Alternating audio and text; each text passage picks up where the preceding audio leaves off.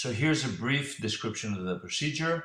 We use the femtosecond laser to create the flap, then lift the flap, perform the extramural ablation as in our routine LASIK cases, and at the completion of the laser ablation, a few drops of riboflavin solution, 0.1%, are placed over the underlying stromal bed and left there to soak for 60 seconds. The riboflavin soaks into the anterior and mid stroma as its exposure facilitates the rapid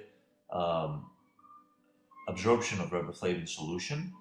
Then the residual riboflavin is rinsed, the flap placed in place, and repositioned as it would be in a routine LASIK case.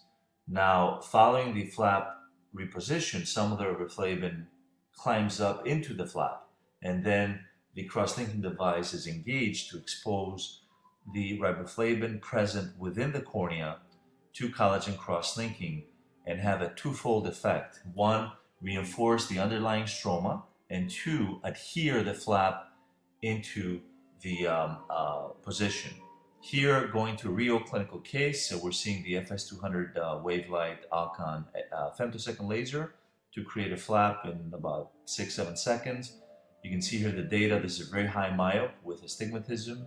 We're going on to the laser ablation, which takes a few seconds, and now the drop of riboflavin solution that, as we saw before, will soak the underlying stroma. We'll wait 60 seconds, then we'll place the flap in place and irrigate, as you can see here, copiously to remove any imperfections and the possibility for DLK. The flap is repositioned in place, and we'll see some very nice images of it here. You can appreciate how much riboflavin has soaked within the cornea stroma and now in the underlying flap, and then engage the cross-linking device to perform a session with the Avidor device that we use now, 1 minute of 30 milliwatts per square centimeter.